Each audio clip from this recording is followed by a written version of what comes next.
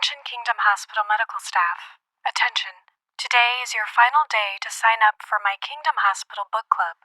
We will be reading A Silence in Babylon, and only people who think Priscilla should choose Jean are allowed. Jean Scylla or nothing.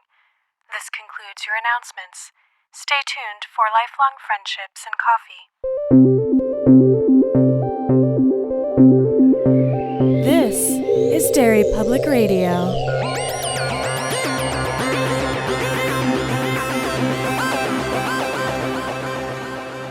Welcome back to Derry Public Radio, a bi-weekly Stephen King book club podcast. I'm one of your hosts, Joshua Kahn, alongside CM Alexander. Hello, everyone. And Benjamin Graham. Hey, concert readers. And today we are covering episode 5 of Kingdom Hospital, Hook's Kingdom. And we have CM leading our discussion. CM, take it away. Thanks, Josh. First, our usual disclaimer. We are recording remotely during COVID-19, so our audio quality is not what it usually is. Last episode, we met Dr. Elmer's mom, who promptly died, and then Lenny also died, but he's pretty useful as a ghost. And Rolf is visited by Paulette, who has a gruesome job for him. And we open this episode on Josh's favorite character, Odo, paging Dr. Hook to trauma. Otto? Odo? You know, I just got done watching the entire Deep Space Nine series. And his name is Odo. That's the best excuse for that mistake. All right, we also get our cool guy narrator voice back, and then that's it. For one single line, I was like, oh, cool. They're going to bring back this, cool old man narrator. And no, he's just like, hey, everybody, welcome back. And then he's gone. Do you guys know who that's supposed to be? No. Stephen King. He was the one who was supposed to do all that. Oh, that would have been cool. All right, we are with Peter, and he's not doing too great because Paul is standing over him, choking him and giggling. So I have a question. Why did Paul in our last episode try to get Rolf to do his dirty work when he can clearly kill people himself? I had the exact same thought, but we do actually get an answer, and it's because Antibus is there to protect him. Because Mary shows up and yells at Paul, and he's like, I don't care, you're a little girl. No, it totally makes sense. I just want to say that, first of all, I'm really proud of you, CM, because I thought with everything with the way discussions usually go with you, that when you were like, oh, it opens with somebody choking someone else, I assumed you were going to go another direction. That's all I'm saying. What do you mean? The one time you don't go sex stuff. I never go sex stuff. That is characteristically untrue. That is your interpretation of very innocent things that I say and don't realize I said until I'm editing. We finally got the answer to Ben's question from last episode. Why isn't there a fucking guard in the room? This was so frustrating to me. Because, there's a guard outside the door reading, and after Paul gets scared away, Nurse Stumbles comes up, trying to go in and give Peter something.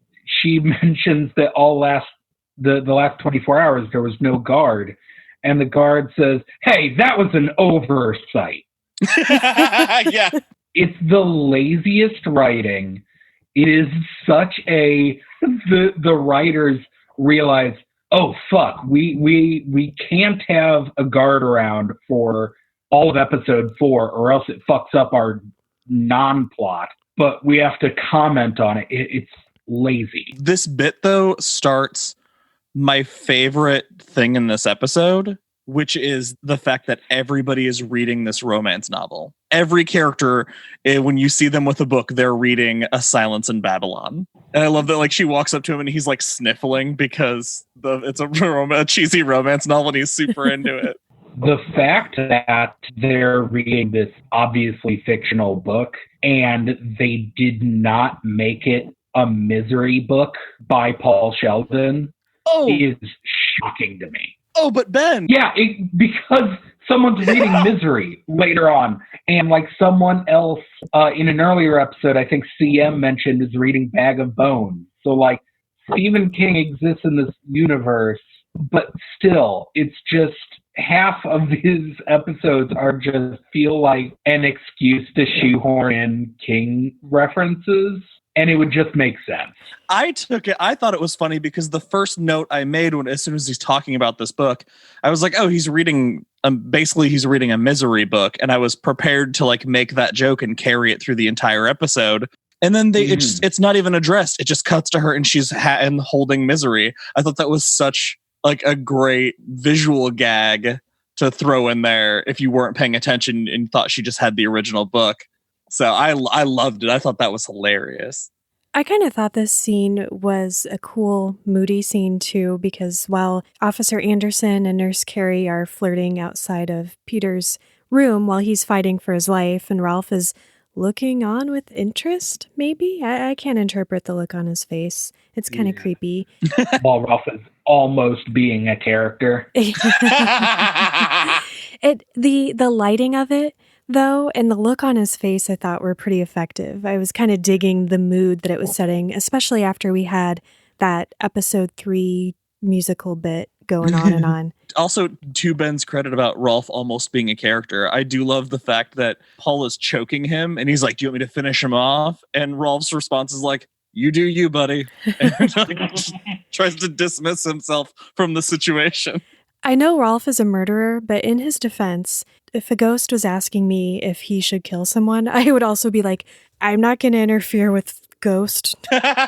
So while Nurse Carey is in the room checking on Peter, she hears him mention something about Mary, and she is very excited to tell Natalie about it when she brings Peter this audio version of the romance novel everyone is reading just a moment later. So the way that this scene then cuts into the next scene, I thought that she snuck into the whatever session this priest was having when he's reading to some of our pals, the homeless hooligans, which, I'm sorry, people first language, the hooligans currently experiencing homelessness. Good catch. Wait, did you say you thought she snuck into the meeting? Because she says I recorded this. She made it sound like she recorded it. And so I thought she went to a reading. What? And she recorded it, and then we were seeing it. About?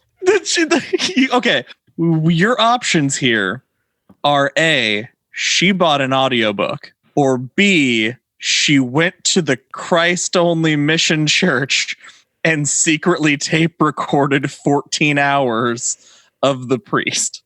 She loves her husband. She's willing to put in the long hours.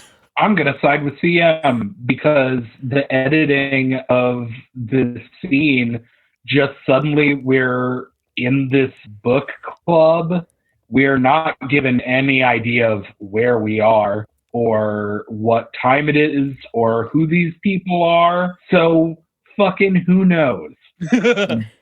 It could have easily been a time jump to her recording a book club.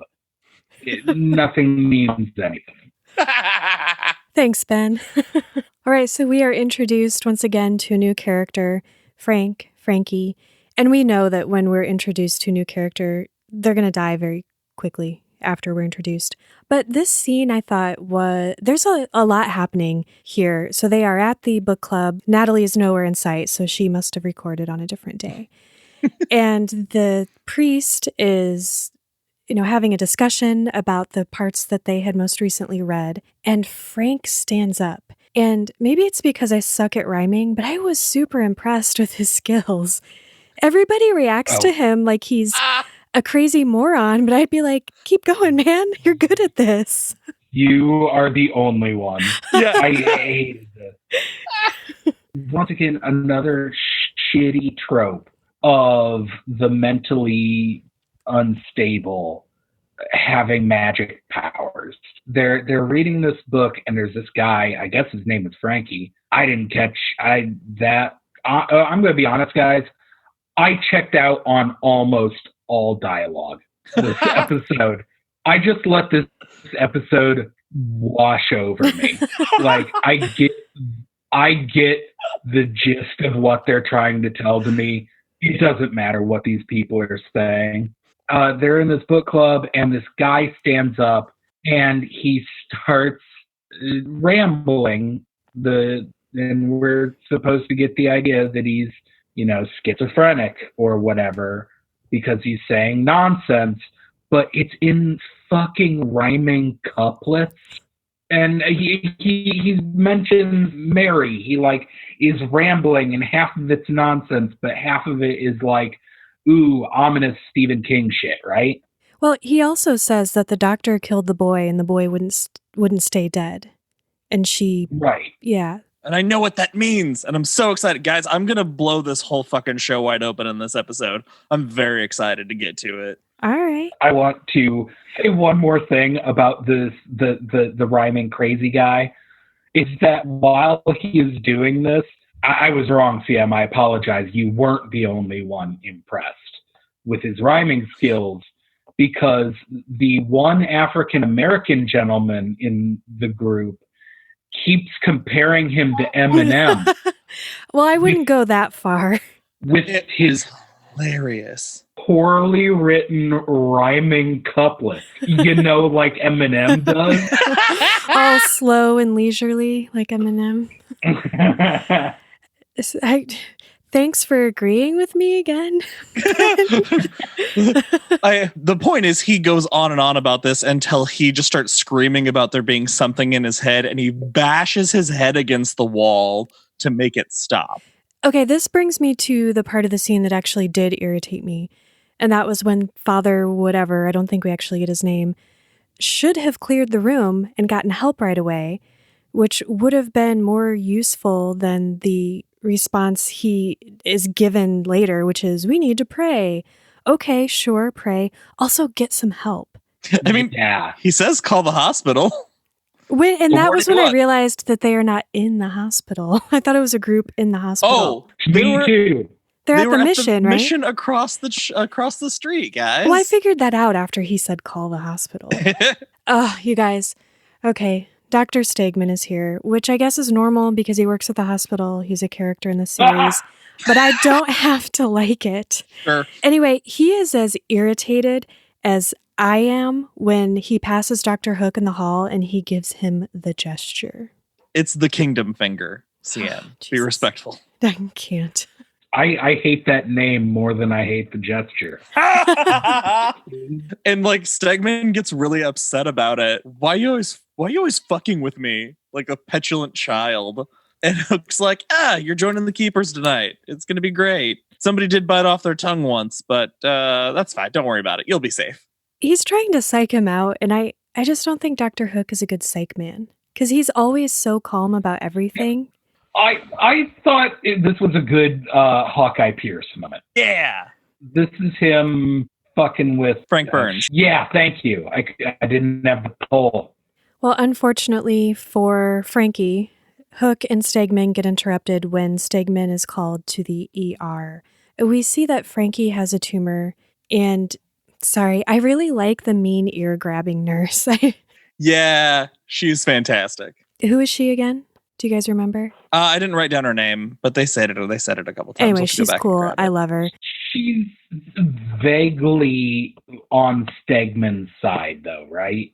No, that's Brenda. That's his mommy or his mama. Oh, gross. Yeah, this is a different lady. And she's trying to get some, literally any useful information out of the group about what happened to Frankie. And Father Obvious is like, oh, he just went crazy. That's all.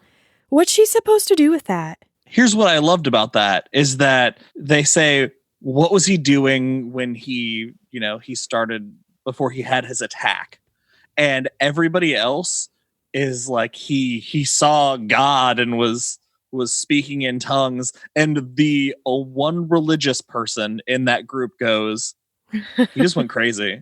Everyone else is seeing some sort of religious event here. And he's like, nah, dude just went bonkers. He's speaking in tongues like Eminem. Yep. Classic. There's this other scene right after this where the nurse is in the x-ray room. They x-ray or they do a CAT scan or whatever. And they find this obviously a huge tumor in this guy's head. And this nurse is like, says to the x-ray tech, what is it? And the x-ray tech says, I can't interpret it. That's for the doctors to do. And then she grabs him by the ear and is like, tell me what it is. And he's like, it's a tumor. And she's like, I know that. Why ask? Because I think this is a teaching hospital. And I think that these are like interns. And like that's her way of, I don't know, seeing how much they know, keeping them on their toes. That's very generous. I think it's because this show's number one modus operandi is wasting our fucking time. I think that half of these scenes just didn't need to happen. Hey, the next scene isn't a waste of time because we find out that Abel and Krista are vampires. Damn it, you stole my joke. Yes! In your face! Before we get into Frankie's head, we are in Jesse James's office, and his secretary doesn't know if she should call Abel and Kristen employees or people, and they're just there to ask James a favor, which is kept from the audience for now. But they do. They're like, she's like, you have to invite them in. And so he goes out and he's like, come in. They're like, are you sure? Will you invite us? And he's like, yeah. So vampire rules. You're right, Josh. He also immediately says, it's so good to see you guys out during the day. Yes! Why are they vampires? I don't know. Well, Paul's a vampire, so are all vampires related? Maybe they're related. They might, yeah. They're all vampires. If there's a fucking twist ending that they are also ghost vampires, that they're part of the old I will lose my entire mind. I did like that James does seem genuinely happy to see them. He's very respectful and friendly with them and treats them just like they're people because they are people. So way to go. A not shitty moment for a character. Let's talk about the operating room scene because this is quite a scene. And I'm just inclined to let you guys go loose on this one because most of my notes just turned into rage statements and swearing about Stegman. There are a number of things that are just infuriating about Stegman in this scene. First, was I the only one who, as soon as he's like, turn the Beethoven on, I was like, fucking, of course this guy listens to Beethoven when he operates. Yeah. And then the constant Dr. Gupta, and he keeps calling him Gupta. No matter how many times Dr. Gupta corrects him, just keeps calling him Gupta and Stegman like it's a buddy cop film. And then the real shitty side of him where Stegman basically says, oh, he's a homeless guy, so this will be pretty good practice because if you mess anything up, not like he can sue you. So yeah, go for it. Go nuts, buddy. He is so dismissive of this guy just because he's homeless. It's horrible. Can someone explain to me what happens with the monitor? Oh, how the monitor, when he starts talking, yeah. The monitor, because if I'm getting this right, they are supposed to be seeing the 3D scan of his head in real time. Oh, so that's why the scan is talking. I thought it was more ghost shit. And I was like, well, this is strange. Okay. Yeah, I watched this twice and I still messed that up. That is like, what's funny though, is that the fact that he wakes up with his head covered, but he just starts repeating exactly what they are saying. Yeah. And that oh shit moment that goes across all of them. And of course, Stegman goes nuts on the anesthesiologist because it must be his fault. The one thing Stegman did that I thought was kind of funny, Frankie sits up and he's pulling his stuff off and Mary's there. He sees her and he's talking to her, but they don't know that. And she is standing next to this mean ear-grabbing nurse that I like. And he says something about seeing an angel, and Dr. Stegman's like, oh, he thinks you're an angel. And the lady's like, yeah, he's not looking at me. I thought that was cute. I enjoyed it. It made me giggle a little bit.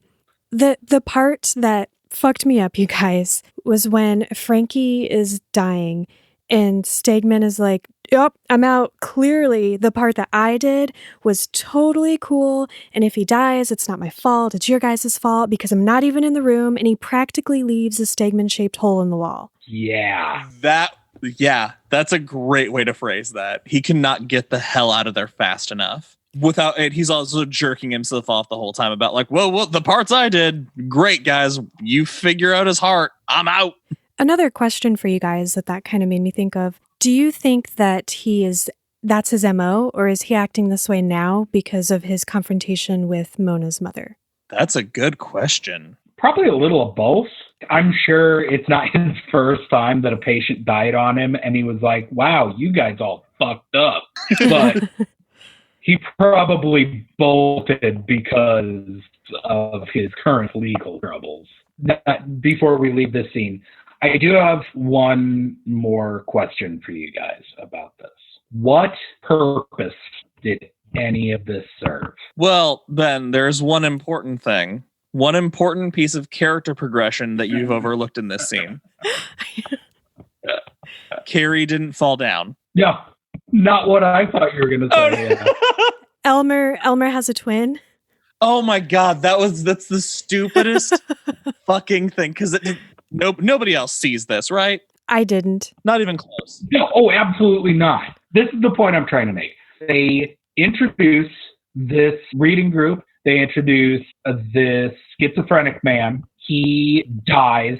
He sees Mary and says something about the bell, and then he dies. None of that progresses anything.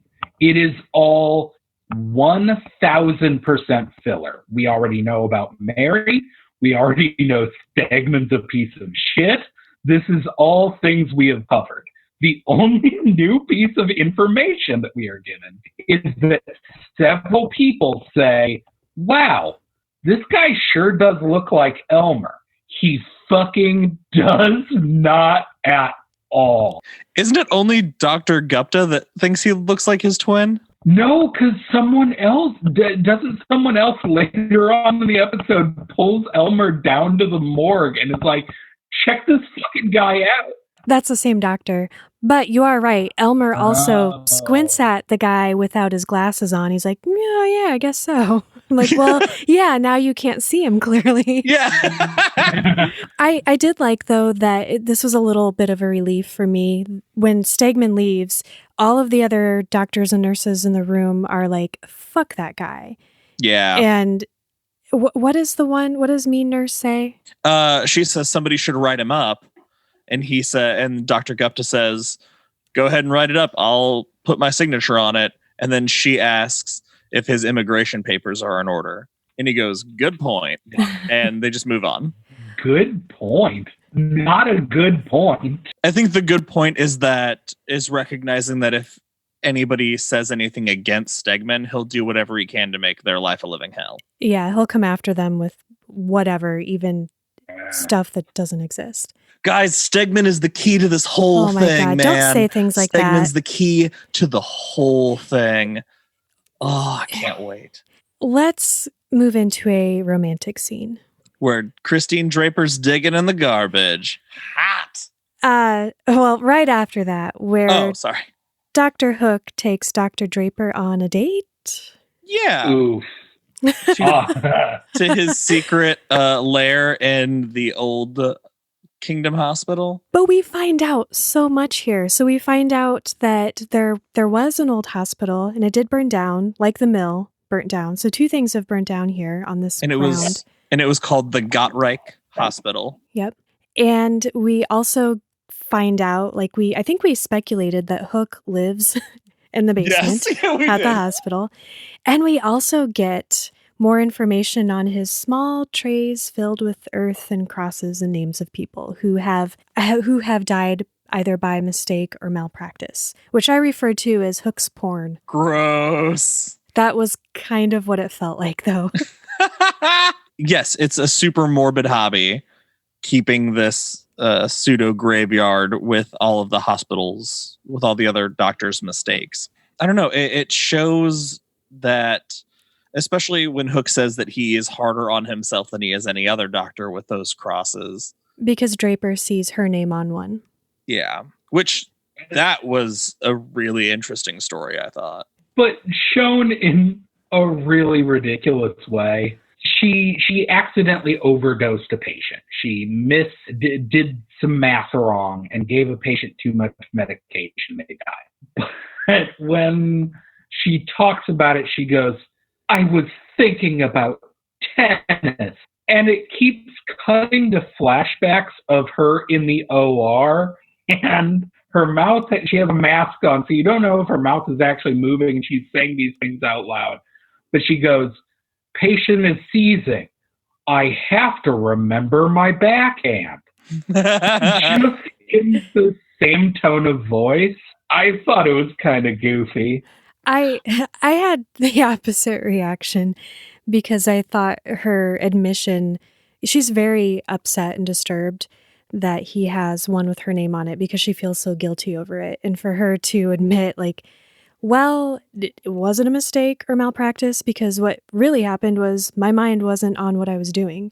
I was thinking about something stupid and not life and death and not the patient. It seemed like it showed that at that time in her career, she was treating this patient the same amount of importance as playing her doubles game with somebody who'd already beaten her. Like there was no difference to her.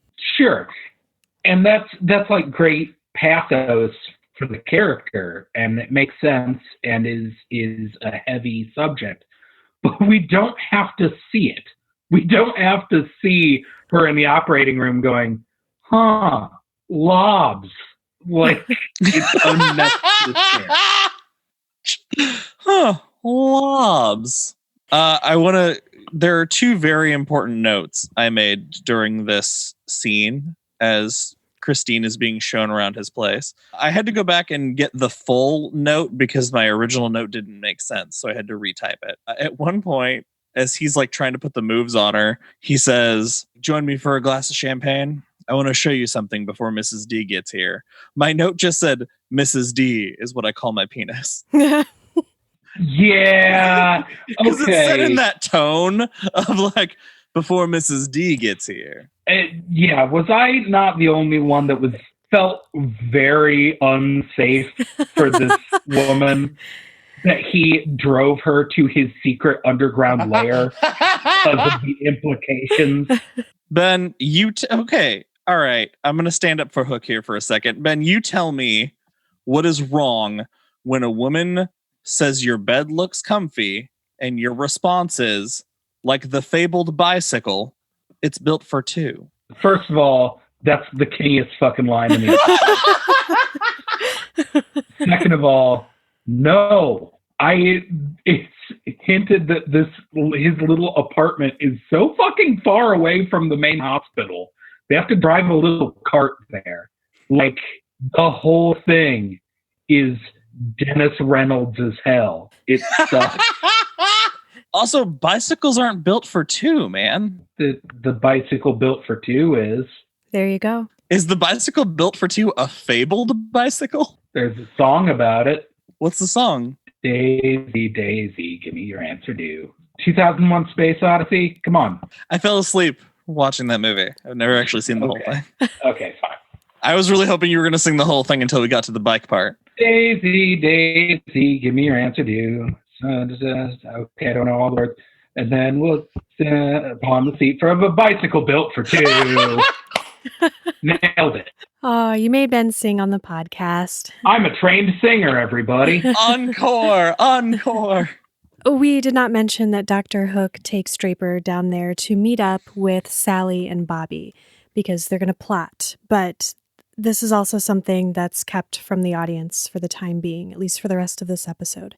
Do you guys think, so kind of going back to Mary and her bell, and we do see her with a lot of different patients. In this universe, do all hospitals have a ghost that rings a bell and takes people? Or do you only get that treatment if you die at Kingdom Hospital? Oh, God, I can't wait to explain this to you. Mary doesn't do it all the time. Mary's only doing it now for a very specific reason, I think. And you know this because... Okay, so I haven't said this on the show yet. I have been reading The Diary of Eleanor Druse, which is a companion novel that is mostly a prequel to Kingdom Hospital. It's called The Diary of Eleanor Druse, an investigation of the Kingdom Hospital incident. There's a forward from Sally to Stephen King saying, I'm sending you my notebooks full of all of my research and my writings, because I know that you're a fellow Mainer, and I know that you believe in this stuff, so I'm sending it to you, and hopefully it'll make sense to you, and you can get the word out there about what I went through. And so, so it starts way before this, and I have maybe 30 or 40 pages left in the book, and there was the first reference to Peter Rickman being brought into the ER. That sounds interesting. Do you want to give us more of that now, or should we finish up the last couple scenes? All right, let's finish up the last couple scenes, and then I will. I'm going to dive into all of my research from Eleanor Druse's diaries. Awesome. All right, Stegman is doing some detective work, which initially seems clever, except if you were the person who tagged his car, you would know what he was getting at immediately, and you could play it cool.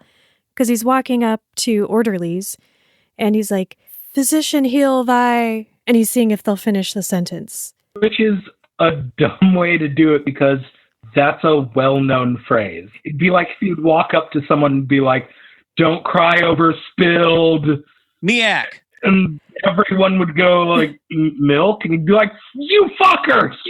You tagged my car!" Not a Kingdom Hospital, though. They would instead go, "Huh? What are you talking about?" Yeah, exactly. Which is what I'm going to do anytime someone tries to make me finish a commonly known phrase from now on. It happens a lot. And as I predicted before, Stegman passes right by Abel and Kristen and literally does not acknowledge them or notice them as people. And they giggle about it. Because they're wearing pink uniforms. Is that why? Yeah, they're not in orderlies whites. Man, I don't know hospital gear. That's the favor they asked for, was for pink uniforms, because they said they were wearing white, dressed as orderlies. So Stegman, not wearing white, he walks right the fuck past them and just doesn't even acknowledge it. I completely missed that. Ben, did you get that? Am I the only one? No, I did not make that connection at all. It is so stupid that it makes complete sense for this show. It's Stegman's like one-track mind of, oh god, that made me so happy. I laughed so long. Also, wait, we got another great maintenance man.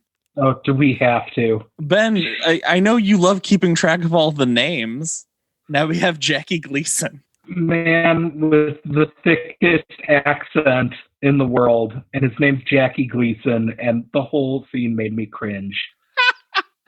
And I love that also just another maintenance worker that's not Johnny B. Good, and that today he's not out because of his teeth. It's his wife's teeth today. Okay, that did make me laugh. That's pretty good. All right, we cut briefly to Mona, who is painting on the wall, I think the wall or something, and then she has a seizure, but don't worry, we won't find out what happens to her this episode. I literally wrote my notes, Mona chanting and painting. It's not just on the wall. Her entire room is covered in symbols and like occult looking shit. And then she like seizes up and passes out. And I wrote, that was intriguing. I bet we won't see her again this episode. And I was right. If she's painted her entire room, how long has she been left alone? Definitely long enough, that's for sure. We end with a scene that I don't like. Despite Aunt Bear being CGI, this bothered me and it made me feel bad. So Otto's dog and Aunt Bear are chilling in the Old Kingdom when Aunt Bear falls prey to Paul the vampire's trap. He is looming over them and kicks a massive pipe down and like crushes Antibus under it. And he's screaming in pain. And he just says, "Now, why don't you just stay here and die?" And leaves Antibus to die in the basement of the Old Kingdom.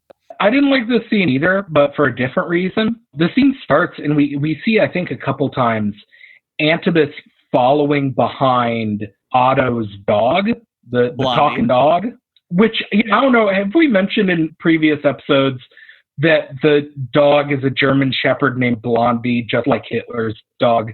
I didn't know that Yeah. part. I didn't either. Anyway, he's following behind this talking dog, and I really thought we were going to get a scene that was just Antibus talking with this dog. And when Paul jumped out and attacked Antibus and we didn't get that scene, I was heartbroken. God, that would have been awesome. So episode 5 left Ben and I heartbroken for 2 very different reasons. Josh, give us some of that cool info you're getting, some of that insight from this book. Okay. So the things that I have picked up from these diaries, all of these incidents started a few weeks before the series picks up. Sally gets a message from an old friend who's dying and asks to see her. She's on suicide watch because they found her with her head in the oven. So and it's like an old friend of hers from forever ago. They've lost touch. She shows up and the guard who's supposed to be keeping an eye on her is asleep. She walks in and the woman has managed to slit her wrists and throat, and ants are crawling through all of her wounds. Jesus. Now, seeing this gives like Sally gets all lightheaded and she full on faints and cracks her head on the floor of the hospital, and she dies. Like she feels herself leave her body and start rising through the hospital, and her spirit is ascending the elevator shaft. So that is like that's like the place to cross over in this hospital is at the top of the elevator shaft, which is why Mary rides the elevator all the time.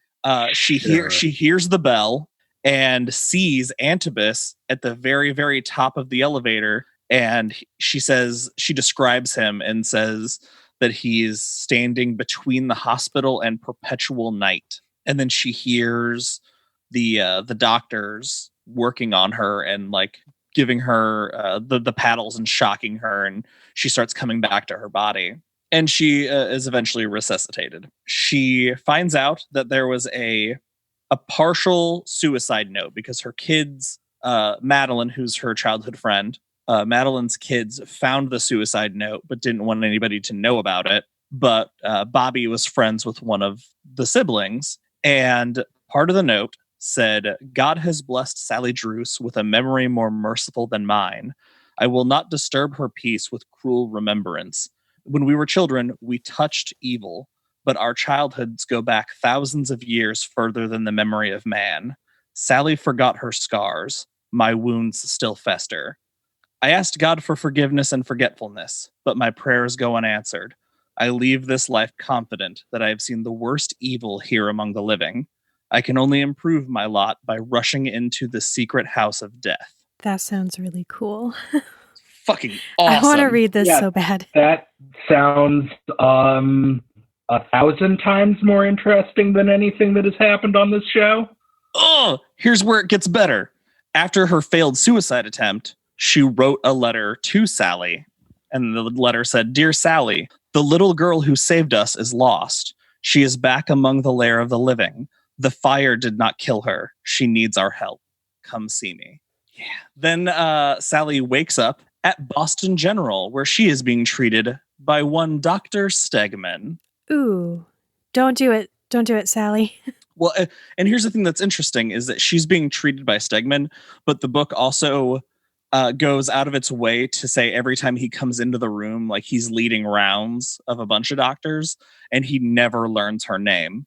He rattles off the things about her, and then somebody has to like hold up the paper at her name so he can be like, "Druse," and then moves on. They do an MRI on her because she cracked her head, and the MRI shows that she has signs of seizures. So that's where her they're saying her psychic powers that she thinks are psychic is actually just her having miniature seizures.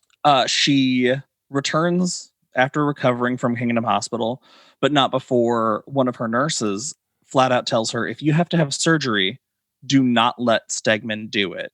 we can't say anything here, but he not only has he like butchered a few patients here, he's trying to like book as many surgeries a day as he can, lead rounds, write papers. He wants to be famous, and he doesn't care how sloppy his work gets. Is he based off of... Is Dr. Stegman based off of Dr. Death?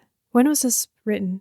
It was written around the time of the show, so I'd probably say like 2008, 2009. Okay. Listen to the Dr. Death podcast. It's great.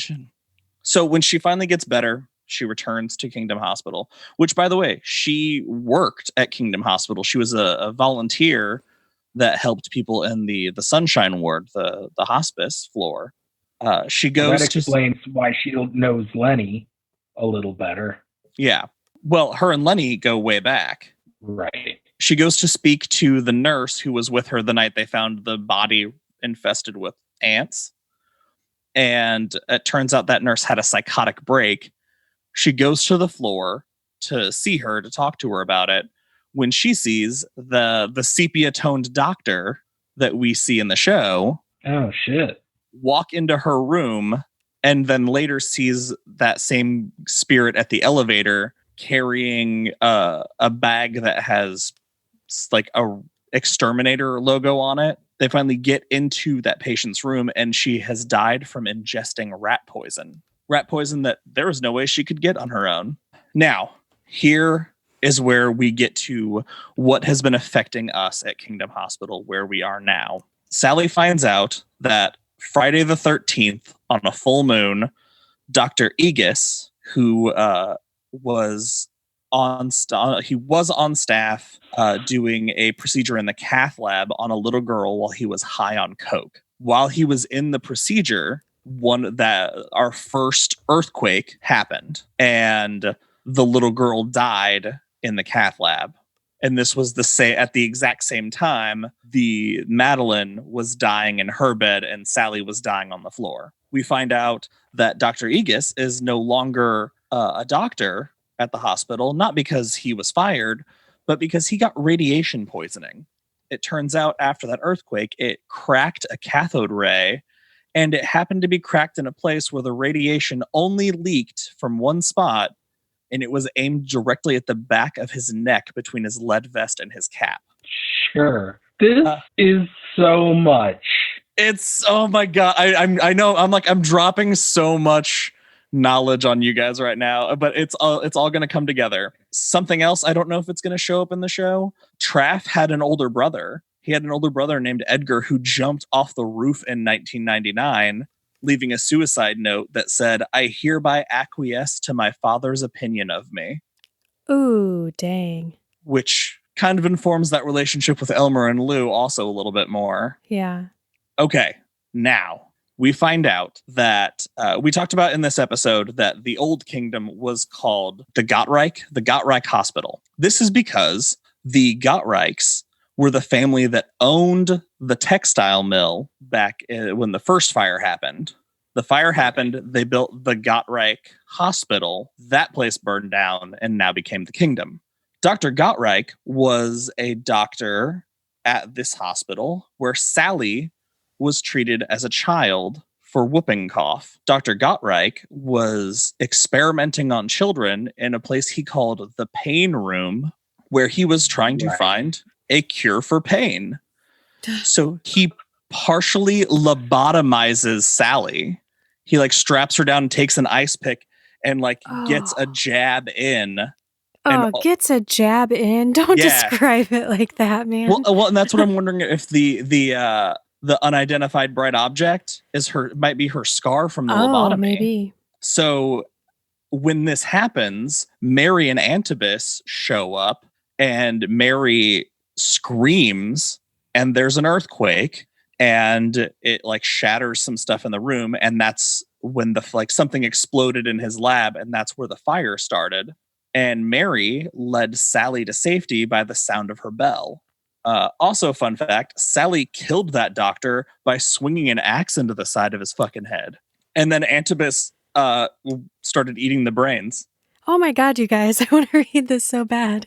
So Here's where it all comes together. We find out that in this research, because Sally has forgotten all of this, but Madeline kept all of like these notes because she remembered all of it because she was one of Dr. Gottreich's patients also.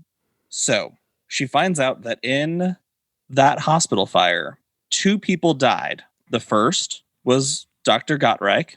The second was a 15-year-old child named Paul Morlock. Paul Morlock, who was being treated for violent antisocial behavior and was currently in a sensory deprivation tank at the time of the fire. Now, last important thing, the fires were 70 years apart. So the very first fire we see at the textile mill was 1869. Exactly 70 years later, a doctor who is maliciously hurting his patients is undone by the spirit of Mary 70 years later. 70 years after that fire is 2009, where we are in the timeline of the show, and there is a doctor who is hurting children. Ooh, yeah. Okay, this is extremely frustrating. not exactly the response I expected from you, Ben. All of that is A, rad as hell, and B, vital information. That's the story. That all of that you just laid out, that is the story. We are 5 episodes in. We have none of that information. And I guarantee we won't get any of that information over the course of this show. Why? I'm fucking furious. I'm so mad.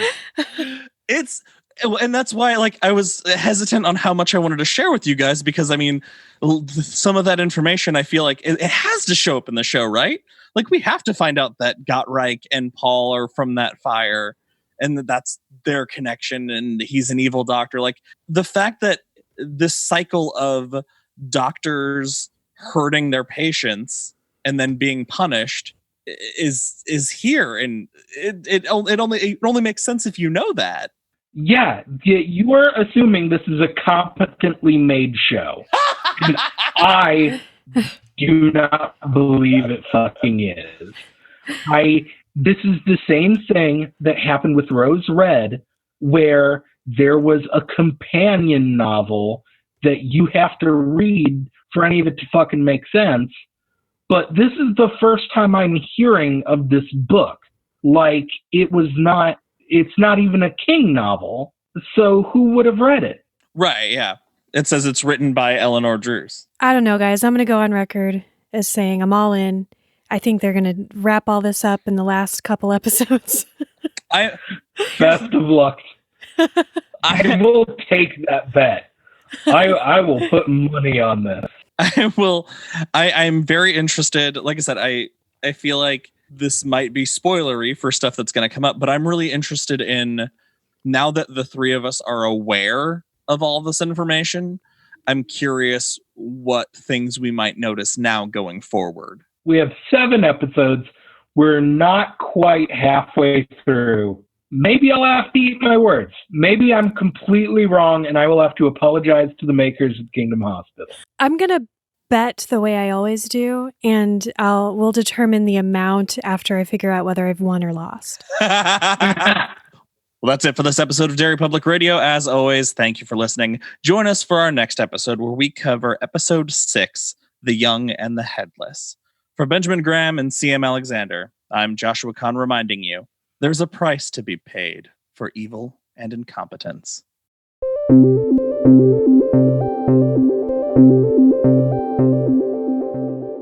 Hey everyone, Sam Alexander here. Thank you for listening to part 5 of Kingdom Hospital. We hope you enjoyed it.